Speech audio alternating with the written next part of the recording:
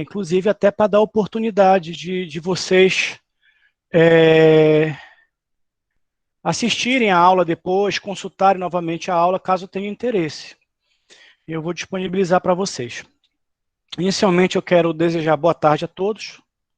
Estamos dando início à nossa disciplina Formação Institucional da Amazônia. E para mim é uma alegria muito grande poder estar com vocês, para mim é um privilégio muito grande poder dividir inquietudes com vocês, refletir um pouco sobre os nossos desafios como Amazônia.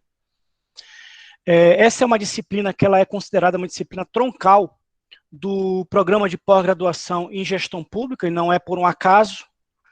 Essa disciplina, em que pese o programa ter sofrido algumas alterações no seu projeto pedagógico ao longo dos 10 anos, essa disciplina, desde o início, ela sempre foi pensada para fazer parte do programa e sempre foi tida como disciplina obrigatória, na medida que se entende que pensar políticas públicas para a Amazônia significa você compreender as especificidades do espaço objeto de intervenção. Então, nós partimos do entendimento que a construção de políticas públicas, elas devem respeitar as peculiaridades, as singularidades, as particularidades de cada contexto específico. Então, pensar uma política pública, por exemplo, para a região amazônica é completamente diferente de você pensar políticas públicas, por exemplo, para outras regiões do Brasil, como o sul do Brasil ou outros países. Porque aqui existe toda uma característica própria, econômica, social, política, institucional, cultural, que precisa ser compreendido. Bom, ao mesmo tempo, nós tivemos uma alteração do calendário, e nós vamos ter essa disciplina que inicia hoje, dia 1º de março, até o dia 17 de março. E o convite que eu quero fazer a vocês é que a gente use esses 17 dias como sendo um período de imersão na problemática do desenvolvimento da Amazônia. E, sobretudo, na compreensão do entendimento do que nós somos como sociedade. A pergunta, por que nós somos uma periferia ativa do capitalismo mundial, ou por que nós somos uma região periférica do Brasil, ou nós somos uma região subdesenvolvida, indiscutivelmente ela deve ser respondida por meio de uma análise do nosso processo histórico de formação da nossa sociedade. Desde o início, com a ocupação colonial, passando pelas sucessivas intervenções que nós tivemos na região. Isso ajuda a explicar o que nós somos e por que nós somos o que somos. Então, esse convite, eu diria que cada um de vocês que está fazendo mestrado em gestão pública, pelo menos aqui no nosso curso do Núcleo de Altos Estudos Amazônicos, eu diria que essa disciplina ela precisa balançar corações e mentes. Ela precisa sacudir corações e mentes. O que se espera, portanto, de alguém que está preocupado com o desenvolvimento da Amazônia, que são vocês, que cada um de vocês entrou com um projeto de pesquisa sobre a Amazônia, é que realmente faça uma imersão nos textos e, a partir daí, consiga vislumbrar, a partir das leituras dos textos, a partir dos seminários que vão ser apresentados, a partir das nossas aulas, ter insights que possam dialogar com os projetos de pesquisa de vocês, ao mesmo tempo que possa ajudar na formação de vocês. Nós precisamos ter clareza que nós temos 2 grupos de alunos aqui.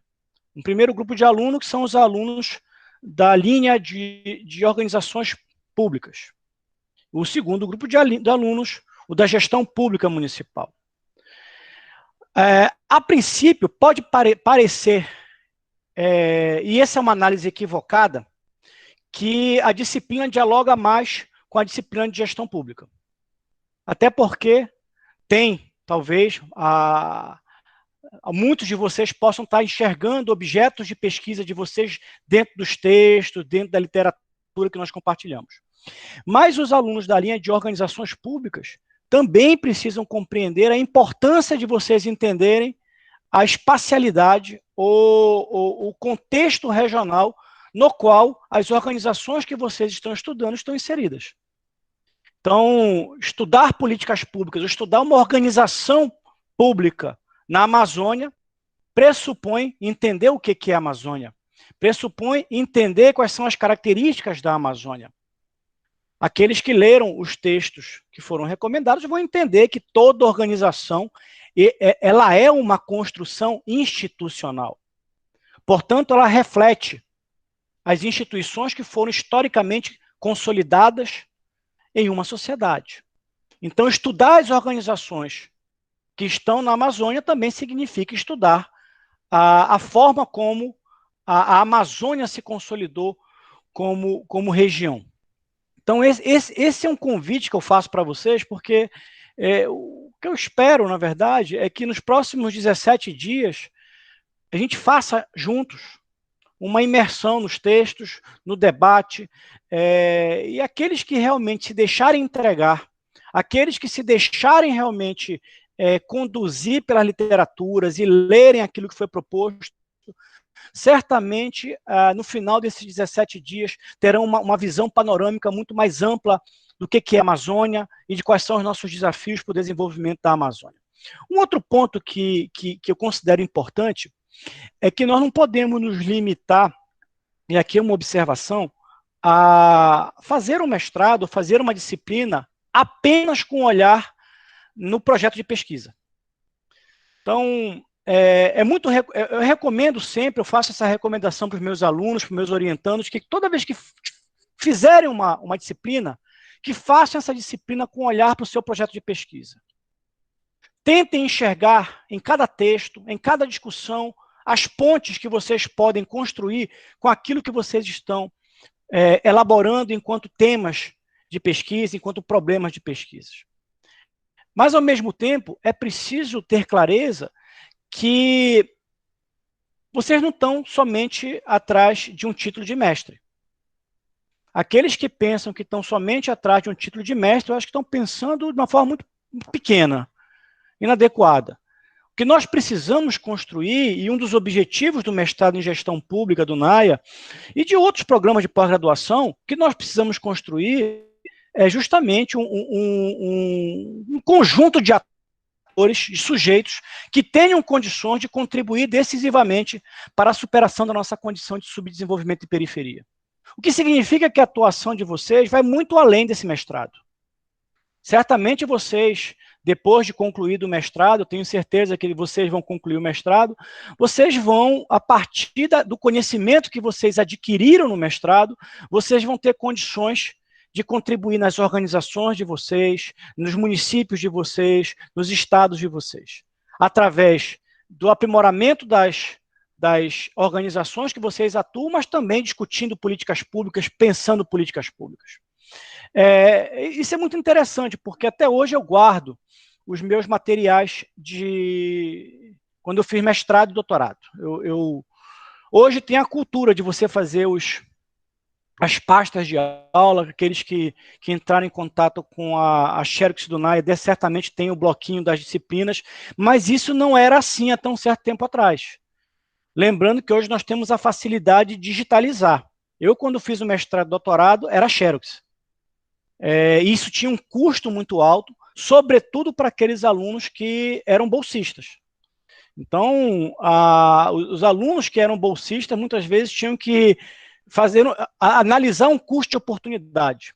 E eu não me arrependo de todas as disciplinas que eu fiz no mestrado, doutorado, até mesmo com algum sacrifício financeiro, muitas vezes, de ter guardado os meus materiais de aula, porque eles me ajudaram muito em muitos momentos posterior às minhas pós-graduações. Até hoje eu consulto os materiais de algumas disciplinas, quando eu faço alguma consultoria, quando eu vou dar alguma palestra, quando eu vou dar alguma aula, às vezes quando eu vou dar alguma disciplina, e eu sempre revisito esse meu material. Então, esse material que vocês têm aí, essa bibliografia que vocês têm aí, tenham certeza que elas foram selecionadas com um carinho muito grande, com o objetivo de não ser útil somente para a disciplina que vocês estão cursando.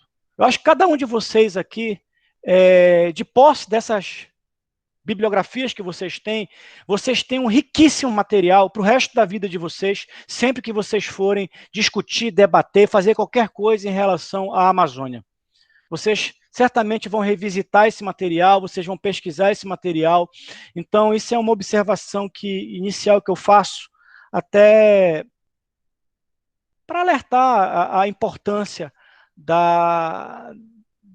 desse conjunto de bibliografias que vocês têm disponíveis. Eu vou iniciar com hoje de manhã, eu ia fazer uma apresentação oral na aula, mas hoje de manhã eu resolvi fazer algumas... Eu chamo de transparência, tá? Porque eu sou antigo, mas alguns slides no PowerPoint, e eu faço questão de compartilhar com vocês, porque eu acho que isso vai nos ajudar, inclusive, a ganhar tempo na aula de hoje. Então, deixa eu ver se eu consigo colocar na tela de vocês aqui, que esse aqui vai ser o nosso roteiro de hoje. Vocês estão enxergando? Já aparece para vocês? Sim, Já. Só coloque a tela cheia. Sim, professor. Coloque o quê? A tela cheia. Não está cheia. Está cheia. Não. Eu coloquei cheia aqui. Aqui aparece, por exemplo, todas as pastas lá, os ícones do Word, a página inicial, inserir, design, transição, animação. Do Word? Do PowerPoint? Do PowerPoint, sim, do PowerPoint. Não, mas ela tá aqui no meu, tá com tela cheia. Não tá para vocês aparecendo? Clica F5, professor. Espera aí. Só um minutinho.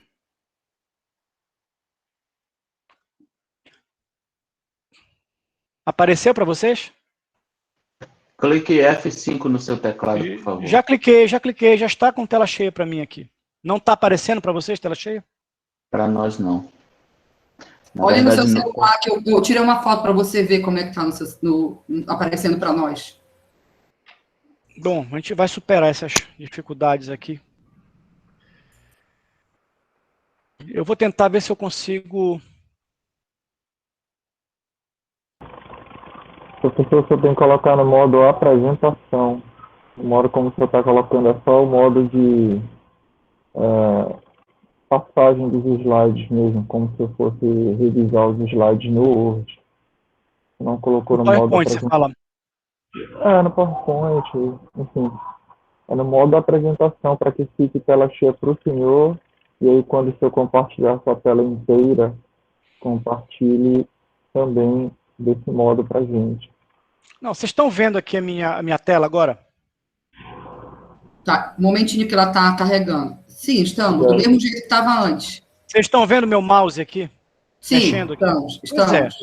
Aqui. Porque A apresentação... você não colocou no modo apresentação. Esse seu modo aí é um modo de modificação e de alteração. Não, pois é, a apresentação é aqui embaixo, a apresentação de slide, não é isso? Você está falando? O modo apresentação. Eu cliquei aqui no modo apresentação. Mas eu acho que dá para ver assim mesmo. Bom, vocês não conseguem ver tela cheia? Não mudou nada, continua a mesma coisa. Lá em cima, professor, se observar lá em cima, está dando falha na ativação do produto, lá em cima. Eu não sei se está causando algum erro. Pode ser. Vou tentar lhe ajudar, professor. O senhor fecha a sua apresentação. Pode fechar a pode apresentação. fechar.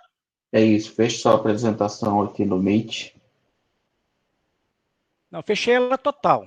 E aí? Tá. Isso, senhor tem que parar de apresentar, correto. O senhor clica nos 3 pontinhos da tela, no canto inferior direito dessa tela tem os 3 pontinhos, e tem do lado apresentar agora. O senhor vai apresentar uma tela inteira, tá? A tela inteira. E aí o senhor abre a sua apresentação e dá o F5 que ele vai compartilhar. Porque se o senhor compartilhar apenas uma janela, ele não vai abrir em tela cheia. Era isso. Não, era isso que eu estava fazendo. Eu te agradeço. Te agradeço.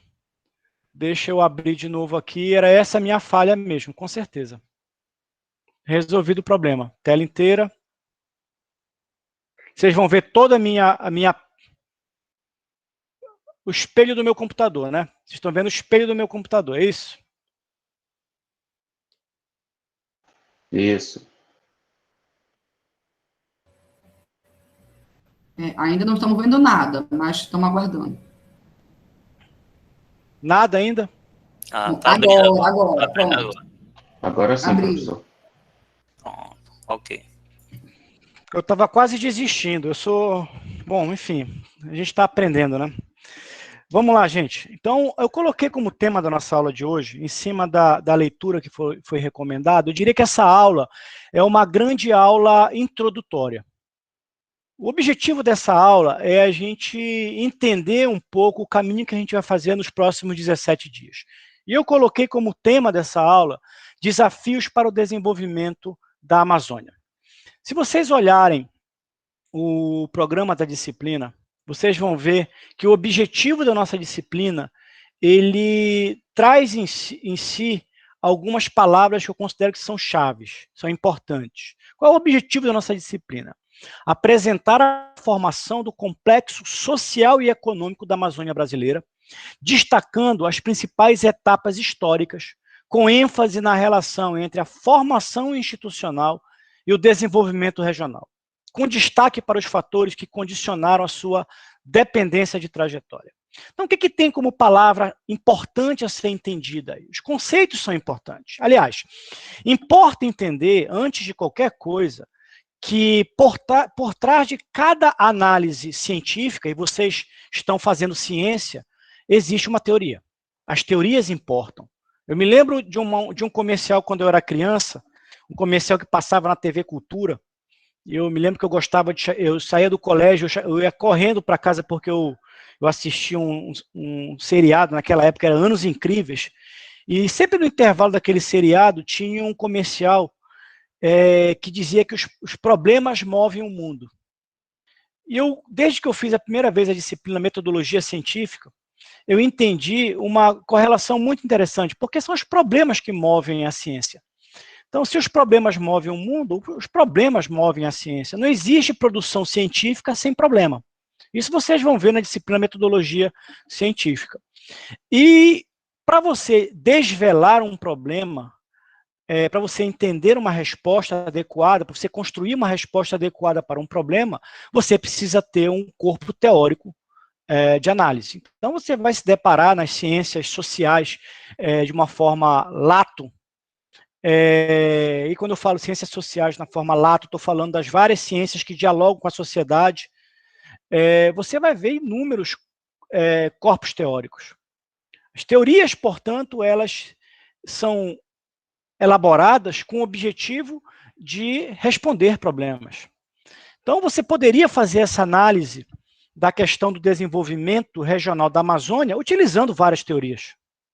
E todas elas são válidas, dentro da tua perspectiva, dentro do teu processo epistemológico. Entretanto, na nossa construção, enquanto programa de pós-graduação, não é à toa que a disciplina chama-se Formação Institucional da Amazônia, optou-se por utilizar a questão... Tem alguém pedindo para participar aqui. Pronto. Optou-se por utilizar a teoria das instituições. Quando eu falo teoria das instituições, eu não estou me restringindo somente à visão do Douglas North, da nova economia institucional. Mas as instituições, elas são objeto de pesquisa de várias escolas de pensamento.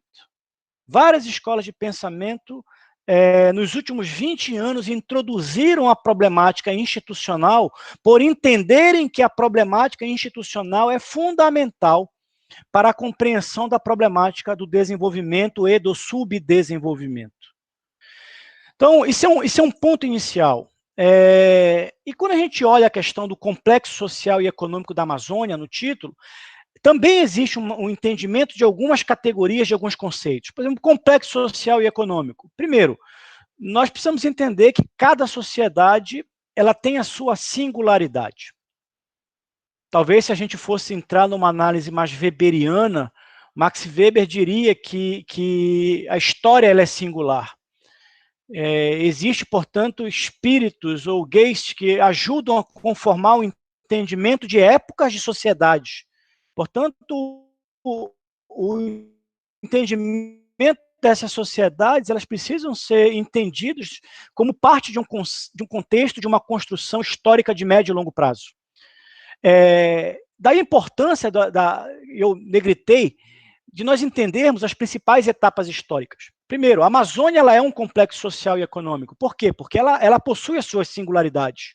Não existe outra Amazônia no mundo, existe uma única Amazônia no mundo. Quando eu falo Amazônia, abre parênteses, eu estou falando da Amazônia brasileira, tá? A gente sabe que a Amazônia, como região geográfica, ela abrange 9 países, mas eu estou me referindo, quando eu falo Amazônia, à Amazônia brasileira, especificamente a Amazônia Legal brasileira, que é uma instituição.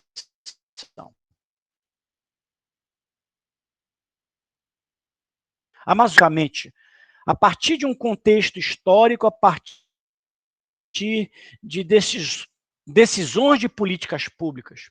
Então, para a gente entender o que é a Amazônia, nós precisamos entender quais são as nossas etapas históricas.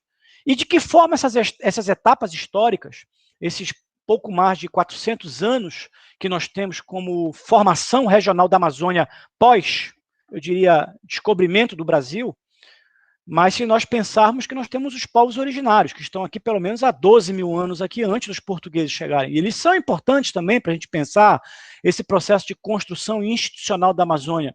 Porque existe hoje em nossa cultura, ainda existem elementos dessa formação cultural híbrida, dessa miscelânea cultural que é hoje a Amazônia. Então, essa formação institucional, ela nos ajuda a entender o que nós somos como região e quais são os desafios para o desenvolvimento regional.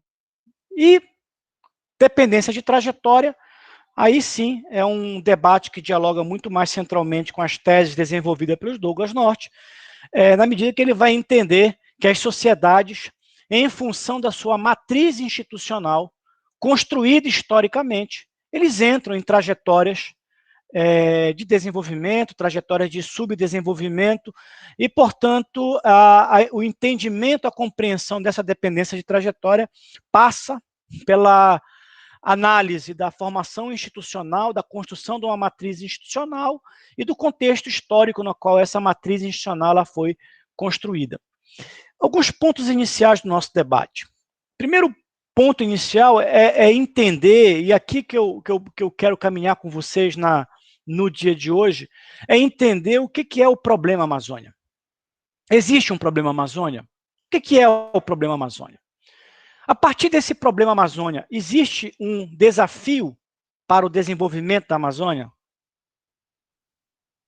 E nesse contexto, portanto, dentro desse debate do desafio para o desenvolvimento da Amazônia, ou, como eu gosto de chamar, desafio para a superação da condição de subdesenvolvimento da Amazônia, as instituições, elas surgem como um elemento importante para nós entendermos, primeiro, por que nós somos subdesenvolvidos, segundo, é possível romper com essa trajetória de subdesenvolvimento? É uma pergunta, é possível romper com essa trajetória de subdesenvolvimento? Então, essa pergunta a gente vai estar se fazendo o tempo todo na disciplina.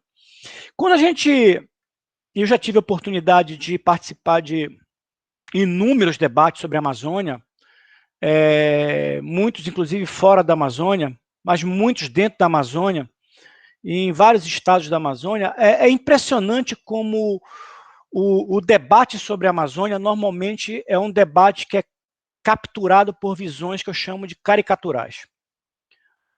Dependendo do humor, dependendo dos interesses, dependendo da cosmovisão de quem está debatendo, está opinando, a Amazônia, ela geralmente ela transita entre essas 4 visões caricaturais. Ora, a Amazônia é santuário intocado para alguns, ora, a Amazônia é pulmão do mundo, ora a Amazônia é inferno verde, ou para muitos a Amazônia acaba se tornando apenas almoxarifado do desenvolvimento alheio.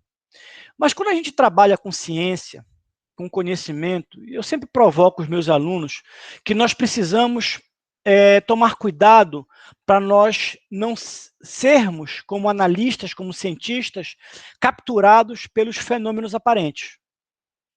Os fenômenos aparentes, muitas vezes, são enganosos, porque eles passam, muitas vezes, uma imagem desfigurada do objeto que nós estamos analisando. Nós precisamos, portanto, ir para além da aparência dos fenômenos e tentar entender a essência dos fenômenos.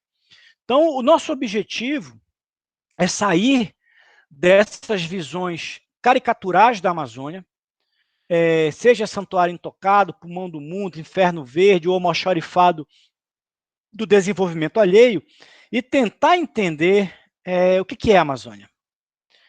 Por que a Amazônia é o que é e qual é o desafio que nós temos hoje como sociedade colocado para a Amazônia? Eu diria que e aí eu coloco uma coisa que eu provoco sempre, isso aqui é uma questão que eu sempre gosto de provocar no debate, e geralmente eu lanço isso sempre no final de algumas apresentações, mas eu quero lançar no início, para que isso fique martelando a cabeça de vocês durante os próximos 17 dias. O subdesenvolvimento, e vocês tiveram a oportunidade de ler alguns textos aí que fala sobre conceitos de desenvolvimento e subdesenvolvimento, propositadamente, eu mandei para vocês um artigo que trabalha, na minha opinião, com 3 intérpretes interessantes do desenvolvimento e do subdesenvolvimento, que é o Celso Furtado, o Amartya Sen e o Douglas North. Eles não são os únicos, obviamente, cada um de vocês aí pode citar algum outro teórico, mas o que chama atenção nesses autores? Primeiro, o fato de tanto o Amartya Sen como o Douglas North terem sido premiados com o Prêmio Nobel de Economia, e as suas contribuições teóricas tiveram impactos no mundo inteiro, seja na academia, seja nos órgãos formuladores de políticas públicas. As contribuições do Amartya Sen e do Douglas North foram inquestionáveis. E o Celso Furtado, apesar do Celso Furtado não ter ganho o Nobel de Economia, ele foi indicado para o Nobel de Economia, mas no ano que ele foi indicado ele veio a falecer. O Celso Furtado eu considero que foi uma grande injustiça da academia mundial, porque indiscutivelmente ele foi um dos maiores intelectuais que a América Latina produziu. Ele e o Raul Prebisch deram uma contribuição específica sobre o entendimento do que é o subdesenvolvimento. Então, por que eu gosto de introduzir o Celso Furtado nesse rol de autores? Porque enquanto todos os outros autores estavam preocupados com a questão do desenvolvimento econômico, o Celso Furtado ele se preocupou em analisar o que é o subdesenvolvimento.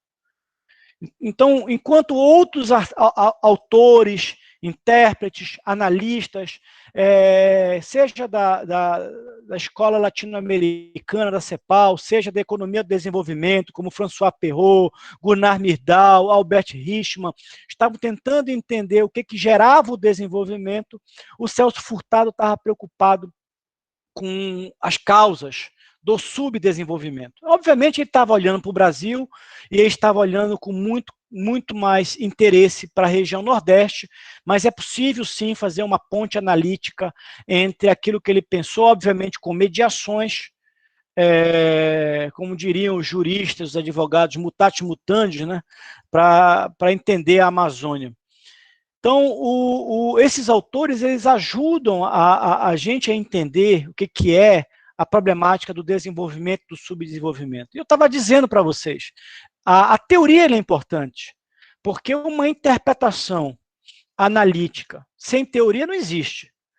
Todos vocês, quando forem apresentar a dissertação de vocês, vocês vão ter que apresentar uma teoria que vai balizar a resposta de vocês, a forma como vocês vão trabalhar metodologicamente em busca da resposta ao problema de vocês.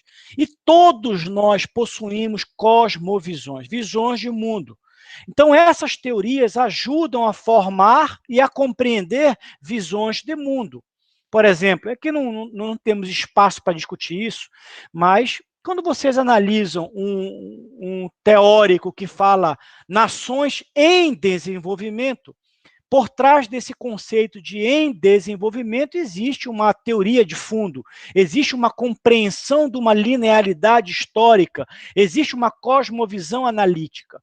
Quando você vê um analista que fala em nações subdesenvolvidas, ele certamente está partindo de um cabedal teórico diferente do anterior, e ele, portanto, tem interpretações diferentes do anterior. Os conceitos, eles não são neutros, portanto, nas ciências sociais. E quando eu falo de ciências sociais, eu quero novamente fazer um alerta. Eu não estou falando de sociologia ou de ciência política, estrito sensu.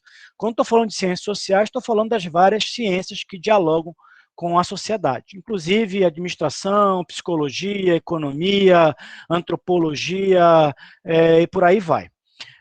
Então, os conceitos são importantes para que a gente não caia nessa armadilha caricatural de entendimento dos problemas. Então, nosso ponto de partida aí é o problema Amazônia.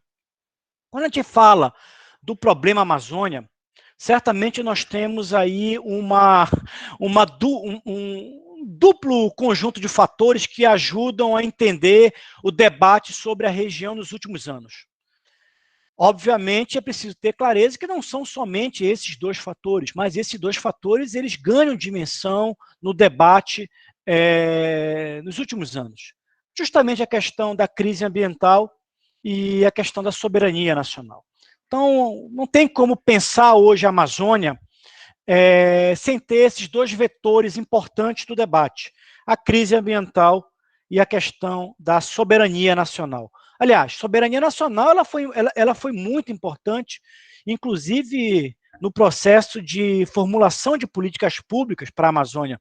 Durante os governos militares, portanto, todo o processo de construção de políticas públicas para a Amazônia tinha como elemento balizador a garantia da soberania nacional, que não era nova. Aliás, quando você vai na discussão do governo Vargas, quando você vai no governo Juscelino Kubitschek, já havia um debate sobre a questão da soberania da Amazônia. E hoje essa discussão permanece.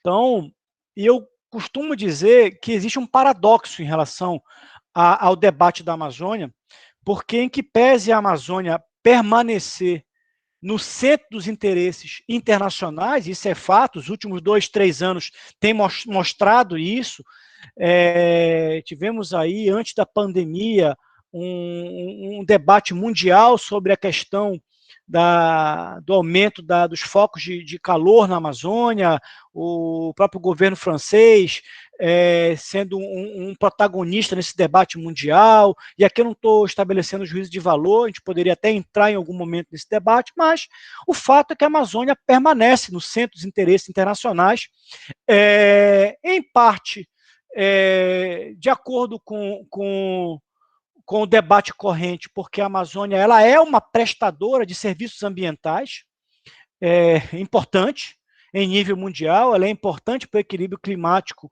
mundial, mas em parte porque existem riquezas naturais, biológicas aqui na Amazônia que são inestimáveis.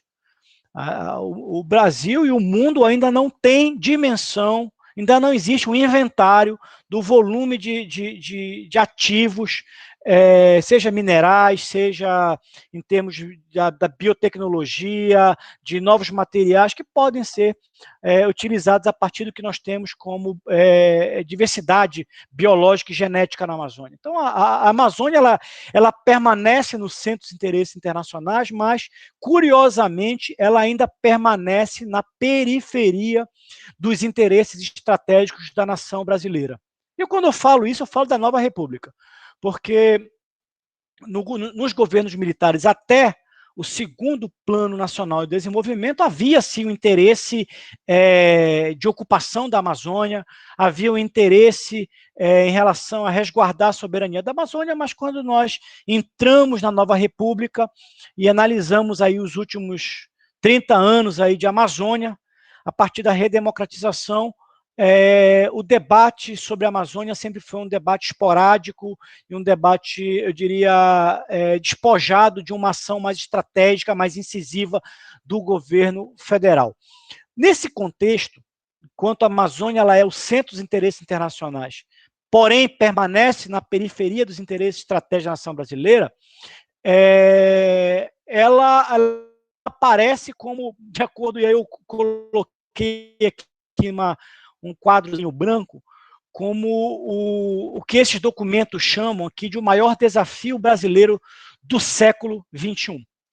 Então, no ano de 2008, por exemplo, a Academia Brasileira de Ciência, ela fez um congresso nacional e lançou um documento em seguida, em 2010, chamado Livro Azul, onde, nessa 4ª Conferência Nacional de Ciência, Tecnologia e Inovação, foi criado nesse livro azul um capítulo específico sobre o problema Amazônia. Aliás, recomendo que vocês, em algum momento, na trajetória acadêmica de vocês, é fácil baixar isso na internet, esse livro é fácil ter acesso a esse livro, para ajudar, inclusive, a vocês entenderem como é que a academia, como é que os cientistas enxergam a Amazônia. E a própria CAPES, no Plano Nacional de Pós-Graduação 2011-2020, dedicou um capítulo específico ao tema amazônico. Então, a Amazônia ela é importante. Então, aqueles que vão, de alguma forma, trabalhar com organizações públicas na Amazônia, por exemplo, quem é de instituição de ensino e pesquisa na Amazônia, necessariamente precisa, eu acho que, fazer referência a esse contexto na hora de construir as suas dissertações, até porque eu entendo que esse contexto ajuda a entender o papel de cada organização que nós temos de ensino e pesquisa na Amazônia, dentro desse contexto mais amplo da Amazônia como o maior desafio brasileiro do século XXI. E aí entra uma discussão que eu chamo aqui de paradoxo ou janela de oportunidade. Ou seja, é um paradoxo o fato da Amazônia ela continuar na periferia do interesse estratégico da nação brasileira, ou é uma janela de oportunidade que a sociedade brasileira poderia ou pode aproveitar? Então, é mais uma pergunta, olha só. O tempo todo eu estou lançando perguntas para vocês. Por quê? Porque pensar a Amazônia é pensar em perguntas. E aí, um ponto interessante quando a gente vai estudar o problema Amazônia, nós precisamos ter clareza que nós estamos trabalhando com um complexo social e não existe, portanto, não temos como simplificar a análise de um complexo social. Por quê? Porque todo complexo social é resultado de múltiplas determinações. Então, você tem múltiplas variáveis que ajudam a conformar um complexo social e que ajudam a entender esse complexo social. O que cabe ao cientista fazer? Cabe ao cientista fazer, o analista fazer, é isolar determinados vetores de impacto e analisar as relações de causa e efeito entre determinados vetores e seu objeto de pesquisa, sem perder em vista que existem N outros elementos que vão ajudar a explicar o fenômeno em si, ou ajudar a entender a resposta para o problema em si. Por exemplo, quando a gente fala de Amazônia, isso aqui é infelizmente, a gente não vai ter tempo para desenvolver isso nessa disciplina, mas uma forma de você analisar um problema do desenvolvimento regional é você trabalhar com uma coisa que é chamada de análise de painel. O que é análise de painel? É você elencar, dentro de uma construção matricial, quais são os principais vetores que impactam aquele problema. Então, quando a gente vai analisar a Amazônia, Eu coloquei alguns aqui para ajudar a entender. O que ajuda a entender o que é a Amazônia? O que ajuda a entender o que é o desafio do desenvolvimento da Amazônia, ou da superação da condição de subdesenvolvimento da Amazônia?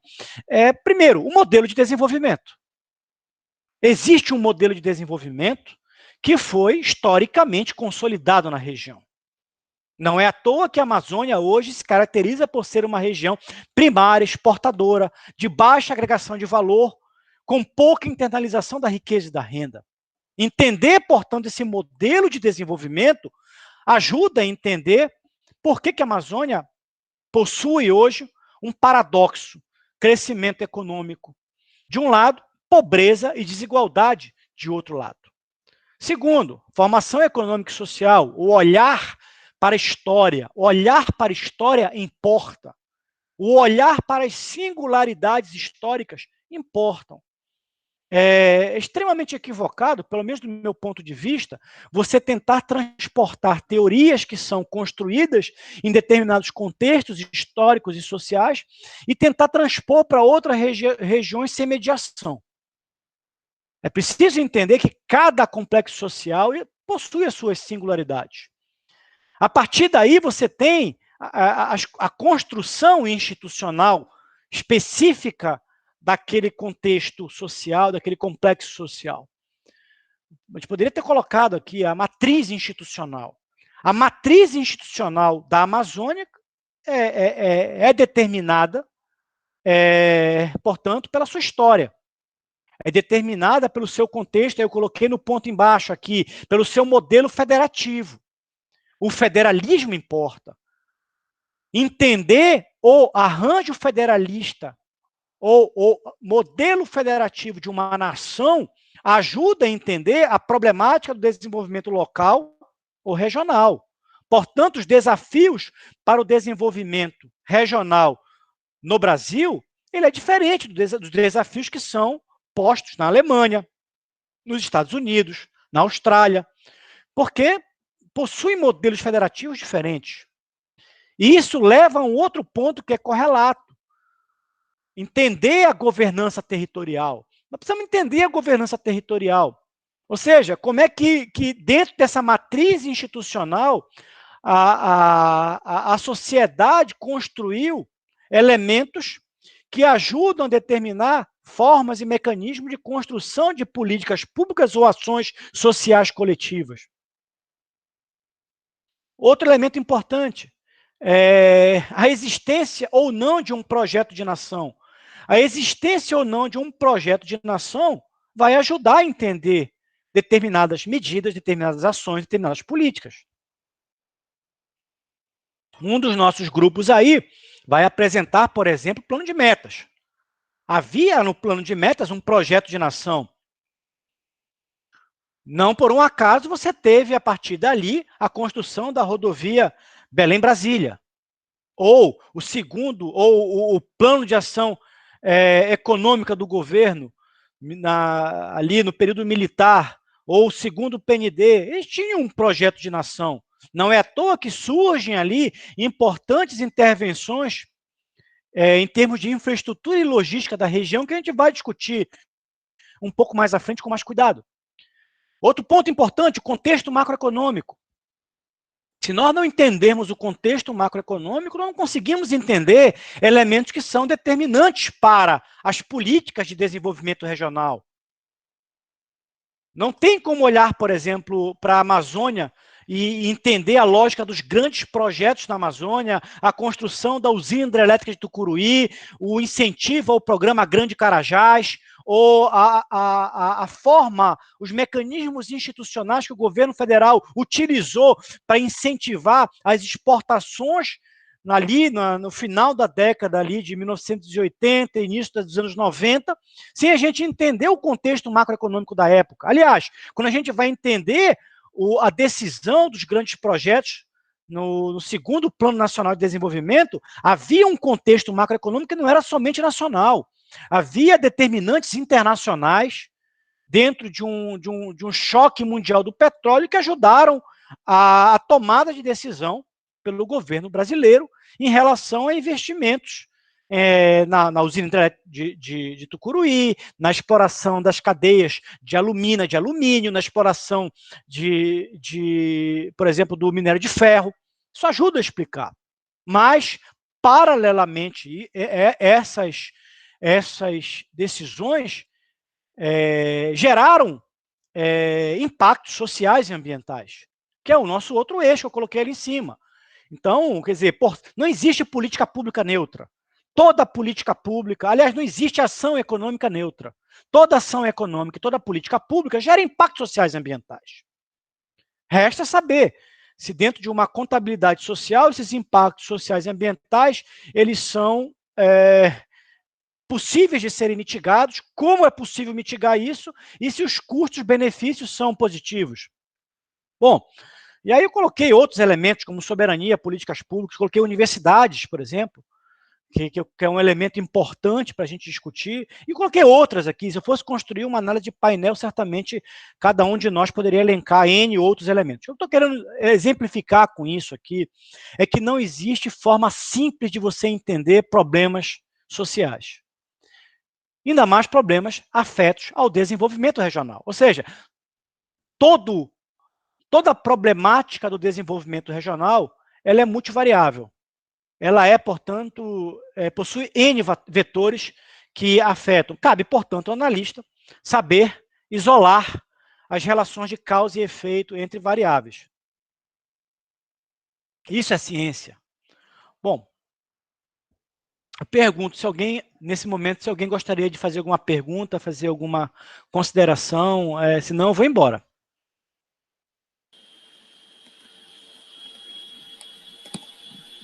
Eduardo? Pois não. Daqueles componentes que são suporte na tua visão aí. Eu só peço que identifique antes quem está falando, porque como eu estou com a tela. Eduardo. Helder. Tá. Ok. Eu queria ver a tua visão na figura também do professor Armando Dias Mendes, em cima daqueles que fazem leitura e avaliação das condições econômicas, e muito contribuiu em muito daqueles estudos, mesmo ele não sendo economista, porque ele é um advogado, mas se pautou a estudar a economia e o desenvolvimento da nossa Amazônia. Muito bem, Helder. A última posição aí em relação a esse painel, uma das questões moduladoras extremamente importante é o arranjo federativo brasileiro, que contrapõe ou vincula-se a todas as demais condições que estão aí espelhadas, necessariamente com fatores maiores ou menores, mas, na minha visão, é o que mais amplifica, que mais tem características de capilarização e todas as demais que, pelo menos, estão aí. Era o que eu queria colocar, então. Muito bem.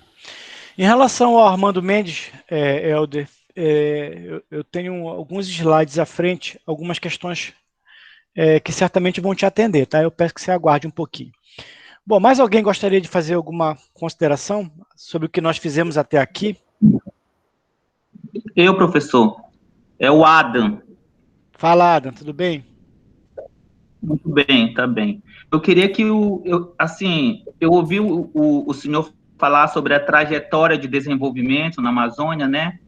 E o senhor citou a ditadura, né? O processo em que a intervenção que a ditadura usou foi de securitização, aquela coisa mesmo de armar a fronteira, de protecionismo, ainda de uma forma assim, embasando ainda com teorias muito arcaicas.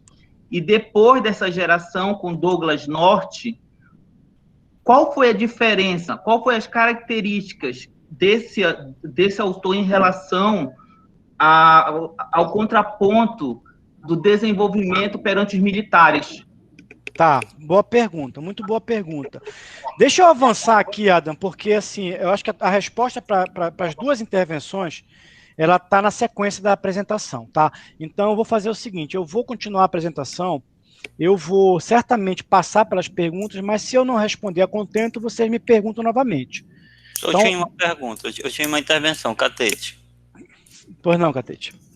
Dentro do painel mesmo, né? Dentro desse painel, que eu gostei muito do painel, porque ele inicia primeiro com o modelo de desenvolvimento, né? Se nós não soubermos o modelo de desenvolvimento, claro que a gente vai ter que ter uma abrangência primeiro, um modelo de desenvolvimento do país, como é que o país foi se desenvolvendo, para depois a gente chegar na questão da Amazônia, que aí a gente vai falar um pouco sobre a questão do Celso Furtado, que o senhor já mencionou anteriormente, que diz respeito à questão das desigualdades regionais, né, e que o Celso Furtado trabalha a questão do subdesenvolvimento, não só entre nações, mas também internamente, que foi o que mais ele se dedicou, né, na questão interna do subdesenvolvimento. Então, se a gente não tiver tendo essa visão de como é que nosso país foi formado, né, o Centro-Sul sendo a parte desenvolvida e, em contrapartida, a região Norte e Nordeste,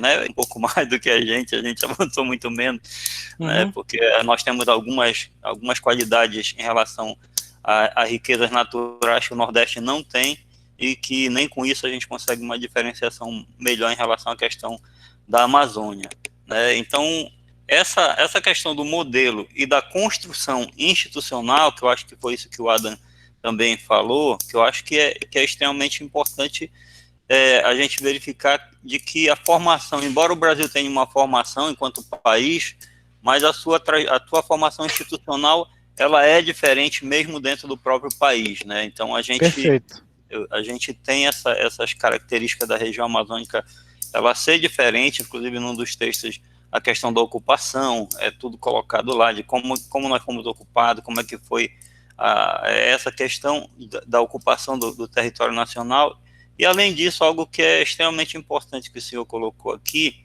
que é a questão do contexto macroeconômico do país, né? E quando a gente interrelaciona essa questão da macroeconomia do país com a forma de desenvolvimento ou subdesenvolvimento que a gente está tendo, a gente verifica de que uma colocação, acho que foi feito pelo Amartya Sen no texto, que reforça muito a questão dos países periféricos, né? Os países periféricos que têm aquela dependência econômica dos países desenvolvidos e cria um ciclo totalmente prejudicial, de que, com o tempo, ele tendo essa característica da questão das commodities, né? Tanto a commodity mineral, como é o caso do Brasil, e tanto a commodity agrícola, que no texto chama a atenção de que elas são commodities que apresentam um grau de exaustão, uma extremamente alta, né, que é a questão mineral, da exploração mineral, que um momento ela vai acabar, e outra, a questão de exaustão com o próprio mercado, né? Então, você cria aquela dependência de exporta manufaturado e importa produtos de alta tecnologia, né? Então, é uma situação que abrange o país, mas também não deixa de ter relação com o modelo que, no final das contas, finda sobrando para a Amazônia. Tá, perfeito. Bom, deixa eu seguir aqui e eu vou comentando algumas questões que eu considero importantes aqui. Primeiro, alguns pontos para o debate. Quando a gente vai falar de Amazônia, é preciso entender que a Amazônia ela é uma região geográfica. Isso são questões que eu acho que eu enfatizei bastante no início da aula, e eu considero importante vocês absorverem isso. A Amazônia, além de ser uma região geográfica, ela é um território. Se a gente tivesse oportunidade, a gente adentraria nessa discussão entre região e território. Todo território é uma região, mas nem toda região é um território. O território se caracteriza por ter uma identidade socialmente construída, sentimento de pertencimento. E na Amazônia ela é um território que possui as suas singularidades e por isso que ela é chamada de um complexo social. Bom, outra questão que eu coloquei, que eu acho que é importante, eu faço questão de mencionar, é que há toda uma construção institucional que ajuda a entender o que é a Amazônia, a começar justamente pelo conceito de Amazônia Legal, que foi fruto de uma política pública do Estado brasileiro. Vamos ver isso, um grupo vai apresentar isso, que a Amazônia ela surge no plano de valorização econômica da Amazônia como uma região objeto de uma política de desenvolvimento regional. Mas eu coloquei outros exemplos aqui, como o Plano de Metas, o PAEG, o segundo PNB, que promoveram e aprofundaram o padrão vigente de ocupação e ordenamento territorial da Amazônia. E esses elementos, como o Plano de Metas, o PAEG, o segundo PND e as sucessivas intervenções posteriores a isso, até a mais recente construção da barragem de Belo Monte, por exemplo, acabou desarticulando e desativando aquilo que é chamado de organização espacial tradicional. Na próxima aula, um dos grupos vai apresentar em um dos textos, vai falar um pouco sobre isso. Bom, aí a pergunta, eu lancei para vocês um conjunto de perguntas. Eu lancei para vocês um conjunto de perguntas que ajuda a criar um roteiro para a leitura dos textos, pelo menos para a leitura dos textos teóricos. E a primeira pergunta é o que é o desenvolvimento e o que é o subdesenvolvimento. Só pedir para quem está com o microfone ligado, para desligar o microfone, que está dando microfonia aqui no meu ouvido. Aqui. Bom, e aí eu recuperei esse quadro aqui. Esse quadro aqui, ele é extraído basicamente do meu livro, que eu passei para vocês, a leitura do capítulo 4, que nesse momento eu vou resgatar algumas contribuições aqui que foram feitas aqui nas intervenções de alguns discentes aí. É preciso entender primeiro o seguinte, a teoria do desenvolvimento econômico, ela surge a partir de uma construção paulatina. Então, vocês vão ter no meu capítulo 4 do livro lá, vocês vão ter justamente todo um histórico desse debate do desenvolvimento econômico. Então, quem tiver interesse em entender, isso obviamente seria assunto para uma disciplina específica, mas ela surge com alguns autores, principalmente no campo da teoria econômica neoclássica, americanos e alemães principalmente, tentando entender os determinantes espaciais da localização no espaço. E passa a ser chamada de teoria neoclássica da localização. Então, a partir de modelos econométricos, de análises econométricas, tentava entender por que uma planta industrial se localizava num determinado local, e, enfim. Então, você tem aí, isso aí, final do século XIX, início do século XX. Entretanto, quando você tem no segundo pós-guerra, alguns elementos que são determinantes. Primeiro, em 1911, ali, quem lê o texto deve lembrar, nós temos ali a publicação no livro do Schumpeter, Joseph Alois Schumpeter, é um economista austríaco, que escreveu um livro, um fantástico livro, em 1911, chamado Teoria do Desenvolvimento Econômico. O Schumpeter diz o seguinte, olha, o desenvolvimento capitalista acontece a partir de ondas longas. Então ele vai pegar um estudo de um economista soviético, russo, na verdade, não existia União Soviética naquele momento, um economista russo chamado Nikolai Dmitry Kondratiev, que pegou desde a Revolução Industrial e mostrou que havia momentos de expansão e de retração na dinâmica capitalista mundial. Mas o Kondratiev não ousou oferecer uma explicação teórica. Quem veio oferecer uma explicação teórica foi Schumpeter, a partir desse livro chamado Teoria do Desenvolvimento Econômico, onde ele vai dizer o seguinte, olha, as ondas longas que ele chamou de Kondratiev, elas passam a ser explicadas a partir das inovações tecnológicas. Então, as inovações tecnológicas geram, portanto, efeitos disruptivos na economia e geram períodos de crescimento econômico importante. E a partir do momento em que essas tecnologias se difundem pela sociedade, você passa a ter um achatamento da curva até que você tem surgimento de novas inovações ali que geram uma nova onda subsequente. Então, na história, o Schumpeter gerou uma escola de pensamento chamada neo-schumpeterianos, e, de acordo com os neo-schumpeterianos, nós teríamos tido até o momento 5 ondas longas de Kondratiev. Então, outro ponto importante ali, a partir de da década de 1930, principalmente com a publicação da teoria geral do Keynes, você tem o desenvolvimento da contabilidade nacional, que permitiu com que houvesse indicadores, como, por exemplo, PIB, renda nacional, que medisse não somente o grau de desenvolvimento de países, mas inclusive de regiões. Então, a partir do desenvolvimento da contabilidade nacional, se passou a oferir, por exemplo, a renda nacional ou o PIB de algumas regiões, de alguns estados, ou a renda per capita de alguns estados e regiões, e passou-se a descobrir que você tinha desníveis de desenvolvimento entre países e entre regiões de um mesmo país. No final da Segunda Guerra Mundial, você tem ali o problema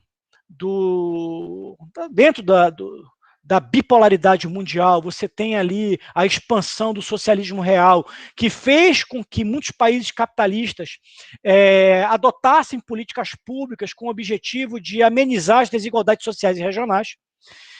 Por exemplo, você tem um plano Marshall, por exemplo, ali na Europa Oriental, que nada mais foi do que desse processo de reconstrução da Europa evitar que houvesse a expansão do socialismo real para outros países europeus.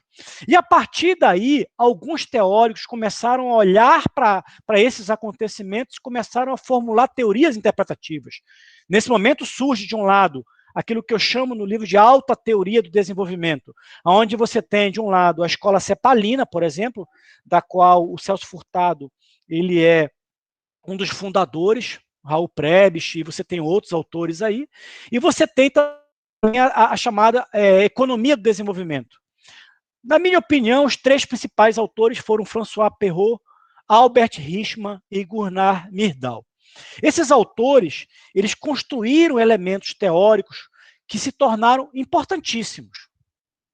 Então, o conceito de polo de desenvolvimento, o conceito de causação circular cumulativa, efeito trickling down, por exemplo, a própria discussão de cadeias produtivas, de elos prospectivos e retroativos surge, e o Perrault ele lança um conceito que é absorvido pelo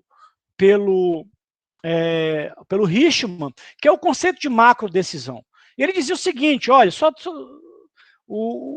qualquer política de desenvolvimento regional precisa ser entendido como uma intervenção consciente do Estado dentro de um conceito que eles chamam de macrodecisão, com o objetivo de amenizar as desigualdades regionais. Por que eu estou falando isso? Porque quando você observa as intervenções que aconteceram na Amazônia pós-plano de metas, essas intervenções elas foram inspiradas nessas visões teóricas. Quando você vai olhar, por exemplo, o segundo Plano Nacional de Desenvolvimento e o segundo Plano de Desenvolvimento para a Amazônia, apesar do Albert Hirschman não estar citado diretamente, mas a teoria do Hirschman ela é central naquele momento para entender esse conceito de grandes projetos na Amazônia. Então, por que eu estou dizendo isso? Porque se a gente for analisar a história das políticas de desenvolvimento regional, nós temos três grandes momentos. Um primeiro momento que eu diria que vai da Segunda Guerra Mundial até o final do século XX, que é justamente aquilo que eu chamo de primeira... Eu chamo e outros autores chamam, isso aqui não é uma contribuição inédita minha, o próprio Clélio Campolina Diniz escreveu um artigo há muitos anos atrás, onde ele lança esses conceitos, de primeira geração de políticas de desenvolvimento regional.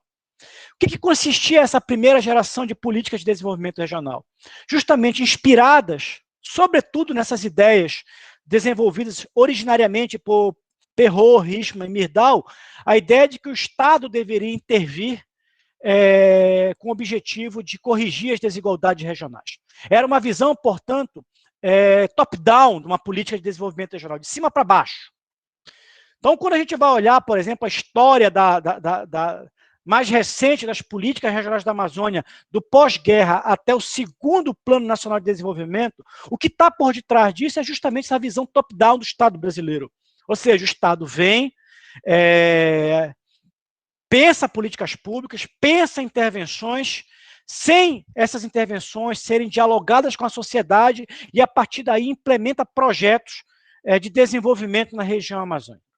Isso vai balizar, portanto, toda a história da Amazônia em determinado período. Na década de 1990, você passa a ter um fenômeno que é chamado de crise do Estado Nacional Desenvolvimentista, crise do Estado keynesiano, crise do Estado de bem-estar social. E, a partir daí, você tem aí alguns corpos analíticos que vão ajudar a entender por que alguns países, por mais que tivessem implementado políticas de desenvolvimento econômico, políticas de desenvolvimento regional, permaneciam numa trajetória de subdesenvolvimento. Nesse momento, você tem, por exemplo, Douglass North aparecendo ali como sendo um autor extremamente importante. Não tem como olhar, por exemplo, para o consenso de Washington, para o pós-consenso de Washington, olhar, inclusive, para a mudança na CEPAL. Existe uma CEPAL até a década de 90, existe uma CEPAL pós-década de 90. A CEPAL pós-década de 90 introduz na sua análise teórica a importância das instituições. O Banco Mundial, o Fundo Monetário Internacional, você passa a ter um debate sobre a importância das instituições. As instituições importam. E aí você tem todo esse debate que eu diria, acaba se transformando naquilo que alguns autores vão chamar de segunda geração de políticas de desenvolvimento regional. É justamente o auge que muitos vão chamar de neoliberalismo, onde as escalas intermediárias elas são postas à margem do debate e você passa a ter uma dicotomia local-global. Então, é aquilo que você vai chamar na literatura de visão localista dominante, teoria de desenvolvimento econômico endógeno, teoria de desenvolvimento local. O local importa. Então, o local importa. Então, tudo que passa a ser, portanto, ali... Então, você tem autores ali como Manuel Castells, como o próprio Francis Fukuyama, você tem outros autores como Kenichi Omai, que constroem teses muito interessantes e que vão ajudar a consolidar uma nova geração de políticas de desenvolvimento regional que vão ser chamadas de teoria de desenvolvimento econômico endógeno, num conceito guarda-chuva. Então, o local importa. As características locais, culturais e institucionais locais importam. Qual é o problema? É porque você esvazia as políticas nacionais, as macropolíticas de desenvolvimento nacional ou as macropolíticas de desenvolvimento regional da agenda. Essa é chamada de segunda geração de políticas de desenvolvimento regional. No final dos anos 90, ainda no governo Fernando Henrique Cardoso, você tem ali eu diria, um processo dialético, onde você vai ter o surgimento daquilo que é chamado de terceira geração de políticas de desenvolvimento regional. Dentro de um processo que eu diria de acomodação do debate, vamos dizer, olha, espera aí, o local importa, as instituições importam, a cultura importa, o contexto local importa, mas nós não podemos deixar de fora do debate também a ideia das macropolíticas estruturantes, entre elas as macropolíticas de desenvolvimento regional. Não é à toa que em 1999, Fernando Henrique Cardoso cria no Brasil o Ministério da Integração Nacional. E a partir de 2003, você passa a ter ali a construção da Política Nacional de Desenvolvimento Regional, que vai dar origem a uma série de macropolíticas regionais, como o Plano Amazônia Sustentável, como o Plano Regional de Desenvolvimento da Amazônia, a Política de Desenvolvimento Industrial da Amazônia.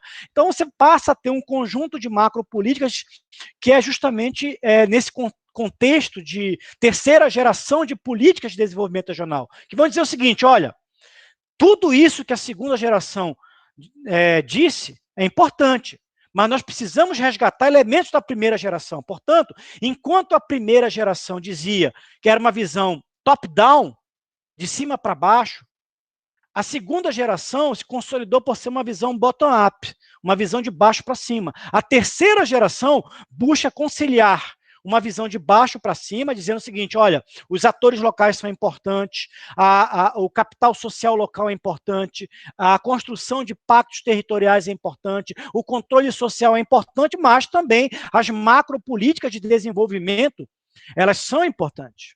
Estão me acompanhando nesse debate? Eu estou sintetizando aqui, acho que um debate que é extremamente complexo, mas que isso ajuda a responder, talvez, uma indagação que o Adam fez ali. Nesse momento, olhando para o quadro que a gente tem aqui na frente, você passa a ter uma multiplicidade de matrizes teóricas que vão tentar entender o desenvolvimento regional, que vão, inclusive, incorporar as ideias que foram colocadas pelo Douglas North. Portanto, observem que eu não digo que o Douglas North, especificamente, mas aquilo que é chamado de nova economia institucional, ela passa a balizar tanto a segunda como a terceira geração de políticas de desenvolvimento regional, como ela passa a balizar as teorias contemporâneas que vão trabalhar com a análise do desenvolvimento regional. Então, por exemplo, você tem ali os teóricos neo-schumpeterianos, você tem ali os estudiosos dos distritos industriais italianos, você tem a nova geografia econômica ali com o Paul Krugman, você tem a teoria da escola de Harvard com o Michael Porter. Todas essas matrizes teóricas, que são diversas entre si, mas elas trazem em si uma coisa: as instituições importam. Entender e compreender as especificidades institucionais importam. Portanto, a discussão das instituições como elemento importante para o desenvolvimento regional não fica restrito à nova economia institucional. Ela acaba se espraiando por múltiplos corpos teóricos que vão tentar entender a problemática do desenvolvimento regional. Várias escolas de pensamento vão absorver isso. E aí você tem ali, naquele período, na década de 1980, você tem ali alguns espaços que surgem, e aí eu estou fazendo já um resgate do que eu coloquei no meu livro lá, que vocês devem ter acesso ao meu livro, devem ter tido acesso ao livro. Você tem múltiplos espaços que passaram a ser, a partir das inovações tecnológicas que aconteceram inicialmente ali no Vale do Silício, nos Estados Unidos, através das inovações no campo da microeletrônica e das telecomunicações, que unidas naquilo que se passou a chamar de telemática, acabaram extravasando para outras áreas de domínio conexa, como química fina, novos materiais, robótica, fármacos, fitofármacos, biotecnologia, nanotecnologia, e por aí vai. Então, a academia, os estudiosos passam a olhar para determinados espaços que passam a ser sinônimos de desenvolvimento. O próprio Vale do Silício, nos Estados Unidos, a rodovia 128 nos Estados Unidos, Sofia Antipolis na França, a região de Baden-Württemberg na Alemanha, o corredor M4 na Inglaterra, as tecnópolis japonesas, os distritos industriais italianos, a região de Mondragon nos Países Baixos e uma série de outros espaços no mundo que passaram a ser sinônimos de prosperidade econômica, de desenvolvimento, etc. Várias escolas de pensamento olharam para essas espacialidades e tentaram entender o que explicava o sucesso dessas experiências. Isso aí é um pouco o que eu fiz no livro, e aí eu trago uma síntese dos elementos que eles entenderam como importantes para explicar o desenvolvimento de determinadas regiões nesse contexto. O que eles vão listar? Fatores importantes: infraestrutura econômica e sistema logístico. Segundo, infraestrutura de ensino e pesquisa. Terceiro, qualificação da mão de obra local. Quarto, estágio tecnológico das empresas locais e capacidade de inovação. Quinto, observem, fatores culturais, políticos e sociais locais. Sexto, importante, capital social, capacidade de governança e relação entre os agentes regionais. Oitavo, recursos produtivos locais. Nono, capacidade de gerar e controlar localmente a acumulação. Décimo, existência de interdependências produtivas, tanto intra quanto intersetoriais. Então, as várias escolas de pensamento, as várias matrizes teóricas, ao tentarem entender o sucesso de determinadas regiões, vão, basicamente, encontrar estes fatores explicativos. E quando a gente olha ali, a gente observa que as instituições importam. Por quê? Fatores culturais, políticos, sociais locais, capital social, capacidade de governança, são elementos institucionais. Ao mesmo tempo, quando a gente olha para a história, é importante ter clareza que não existe aquilo que a gente, algumas vezes, cai numa armadilha de achar que que a gente entra numa trajetória de desenvolvimento ou subdesenvolvimento, nós podemos ficar presos eternamente nessa trajetória. O Douglass North lança um conceito das trajetórias e diz o seguinte, olha, muitas vezes quando os países entram em determinada trajetória, eles passam a ter uma condição de lock-in, eles ficam trancados, mas isso não é impossível de ser revertido. Quando a gente olha para a análise histórica, você tem, por exemplo, a Via Prussiana, a Revolução Meiji, a Coreia do Sul, entre outros elementos que ajudam a mostrar que, em determinado contexto histórico, alguns países subdesenvolvidos acabaram rompendo com a sua trajetória de subdesenvolvimento. Quando a gente olha para a história da Alemanha, a Alemanha ela era um país subdesenvolvido na Europa. A Alemanha, enquanto a Inglaterra, enquanto a França, enquanto outros países já tinham vivenciado a sua revolução industrial, já eram países, diria, com uma economia industrializada avançada, a Alemanha ainda passava, no final do século XIX, por um problema sério de fragmentação política. Havia centenas de condados, ducados, pequenos feudos, e era um país agrário, subdesenvolvido. O Japão, no final do século XIX, era um país subdesenvolvido. A Coreia do Sul, nos anos 50, era um país subdesenvolvido. Mas esses três países, em determinado momento, passaram por mudanças institucionais importantes que alteraram as suas trajetórias de desenvolvimento. A Alemanha entrou naquilo que é chamado na literatura de Via Prussiana, o Japão vivenciou a Revolução Meiji, e a Coreia do Sul entrou numa trajetória ali no pós-década de 1950 de crescimento econômico a partir de algumas mudanças institucionais. Só para ilustrar o que eu estou querendo dizer. Ou seja, se nós estamos numa trajetória de subdesenvolvimento, não significa que nós estamos condenados a sermos eternamente subdesenvolvidos.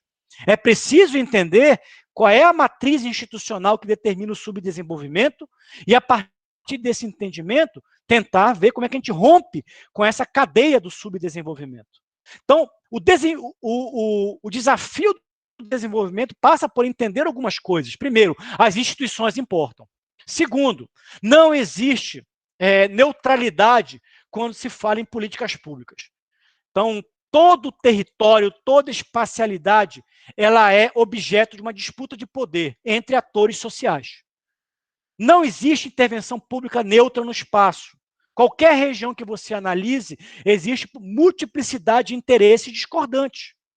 Então, existem projetos de poder que vão disputar e vão rivalizar com projetos de sociedade. Qual é o projeto de sociedade que nós temos hoje para a Amazônia? Qual é o projeto de poder que nós temos hoje reinando na Amazônia? As instituições, elas respondem a projetos de poder de determinados grupos políticos e econômicos. E isso, a quem tiver curiosidade, eu recomendo a leitura de um livro muito interessante, do Dario Acemoglu e James Robinson, Por que as Nações Fracassam. Ele vai trabalhar justamente com isso, essa relação entre projetos de poder e construções institucionais. Aí a pergunta é, a quem serve o Estado? O Estado não é neutro. O Estado, a política pública não é neutra. A public choice, que é uma teoria econômica, ela vai justamente mostrar exatamente isso. Existem influências que ajudam a entender a política pública. Então, a sociedade ela é plural, ela é complexa. Então, quando a gente vai analisar a problemática do desenvolvimento, aqui eu estou olhando para aquela bolinha que está no lado no lado esquerdo de quem está olhando para a tela aí, ela vai dizer o seguinte, o desenvolvimento não é um assunto simples. Ele é uma problemática multidimensional. Por quê? Porque ele envolve aspectos econômicos, aspectos sociais, aspectos ambientais e aspectos institucionais. E esses aspectos, eles se retroalimentam. O desenvolvimento, ele é uma problemática também transescalar. E muitas vezes nós somos levados à armadilha de achar que o desenvolvimento econômico é responsabilidade meramente da escala nacional. Não é. Se nós vivemos em uma federação, o desenvolvimento é uma problemática transescalar, que envolve, portanto, um debate da governança territorial, com a participação das múltiplas esferas, governo federal, governos estaduais e governos municipais.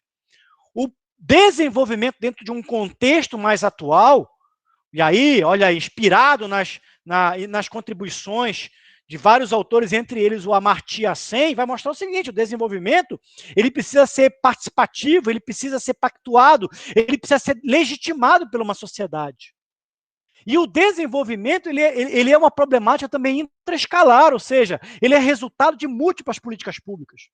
Não basta eu pensar apenas uma política de desenvolvimento regional, a política educacional, a política da saúde pública, a segurança pública, a infraestrutura e todas as outras políticas, elas se articulam aonde? No território.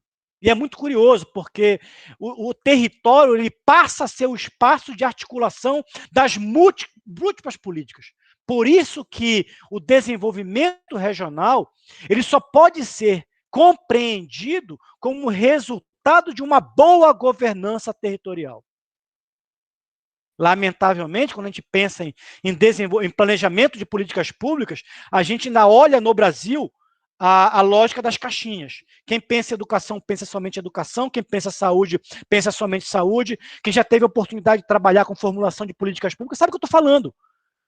Você, por mais que você tenha os planos plurianuais em vários níveis de governo, muitas vezes esses planos plurianuais, eles não conseguem materializar no processo do ciclo de políticas públicas, de implementação de políticas públicas, uma boa governança das políticas públicas no território. Isso é histórico, porque desde a construção da Sudã, a Sudã emerge como sendo uma instância de articulação das múltiplas políticas setoriais no território. E a Sudã jamais conseguiu se efetivar como um instrumento adequado de governança territorial. Você tem os diversos ministérios, os diversos governos estaduais, atravessando muitas vezes ações que deveriam ser da Sudã, e essas ações acontecem no território muitas vezes de forma desarticulada. Quem conhece um pouquinho da Amazônia sabe o que eu estou falando. Muitas vezes os ministérios, os governos estaduais, as prefeituras atuam no território sem se conversar. Importante, portanto, ter clareza de duas coisas. Primeiro, desenvolvimento, e aí é curioso, porque quando a gente vai discutir desenvolvimento, 99% das pessoas que vão discutir, debater desenvolvimento ficam apenas na parte lúdica do desenvolvimento. O que é a parte lúdica do desenvolvimento? Desenvolvimento é planejar, antever, sonhar, arquitetar, construir. Isso é desenvolvimento? É, com certeza. Mas o desenvolvimento também é desconstruir, importunar, desarranjar, combater, constranger, muitas vezes, os interesses que são deletérios à coletividade. Volto a dizer, a implementação de políticas públicas, ela não é neutra no espaço.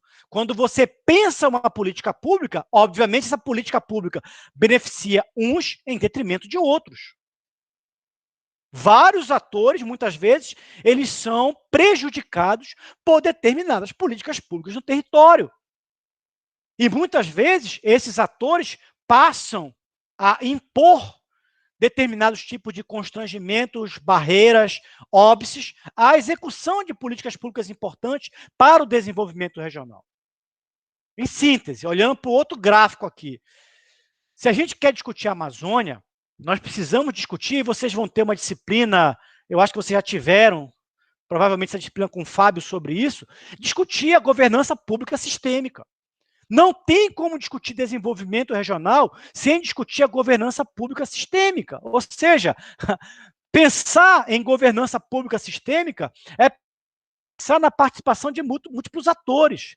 É entender que existe uma problemática transescalar, é entender que existe um ciclo de políticas públicas que passa pela lógica do planejamento, da execução, do monitoramento, da avaliação e do controle das políticas públicas. Controle que muitas vezes é tido apenas como um controle legal, mas não necessariamente precisa ser o controle externo ou interno, mas inclusive o controle social das políticas públicas. Essa lógica da governança pública ela precisa levar em conta a questão da capacidade de governo, da estrutura de governo, da capacidade governativa, que os próprios estados ou municípios, nós precisamos fazer esse debate, porque muitas vezes a própria lógica do desenvolvimento ela passa a ser eu diria, prejudicada, obstacularizada, constrangida, prejudicada pela baixa capacidade que esses estados ou que esses municípios têm de promover políticas públicas por vários fatores. Por vários fatores, a começar pela sua baixa capacidade arrecadatória, passando por um debate de transferências governamentais, passando por debates de macro-instituições, como, por exemplo, Lei Candir, como, por exemplo, outras lógicas que constrangem, que estrangulam a capacidade de intervenção que esses municípios, que esses estados têm de promover políticas públicas. E nós vivemos em um país onde a capacidade de governo ela é totalmente desigual. Totalmente desigual. Determinados estados e municípios têm orçamentos per capita muito superiores que outros. Se nós pegarmos os estados da Amazônia e comparar com outros estados da federação, vocês vão ver que o orçamento per capita de alguns estados da federação é muito superior ao orçamento per capita dos estados da Amazônia. Se nós pegarmos e fizermos essa discussão em nível municipal, vocês vão ver que esse esforço é muito maior, inclusive intra-regionalmente. Por critérios de repartição de receita e de recursos. Você pegar um município como Parauapebas e comparar, por exemplo, com o município do Marajó, você vai ver que Parauapebas, em função do modelo federativo, do federalismo fiscal existente, o Parauapebas possui um orçamento per capita muito superior a Moaná, por exemplo, no Marajó. Ou a municípios que estão no Amapá, ou estão em outros estados da Amazônia. Esse debate, portanto, do federalismo, ele é central. E, por outro lado, a questão da governabilidade. Isso tudo, esse quadro da governança pública sistêmica, isso aqui é assunto para uma disciplina inteira. A gente poderia ficar uma disciplina inteira discutindo isso aqui seria objeto de vários debates, mas nós precisamos ter clareza disso aqui. Ou seja, não é simples pensar planejamento e gestão de políticas públicas. Planejamento e gestão de políticas públicas é um tema extremamente complexo e nós precisamos entender os múltiplos determinantes desse processo aqui. Por isso que a gente está fazendo eu diria nessa primeira aula aqui, um processo de tentar entender um pouco aquilo que a gente chama de vôlei do oceano, vôlei do azul, né? Vôlei do azul, vôlei de águia, dos nossos desafios. Bom, são 6h30. Eu queria, antes de dar continuidade, abrir mais uma vez a palavra e, em seguida, parar 10 a 15 minutinhos para a gente beber água e depois dar continuidade à aula.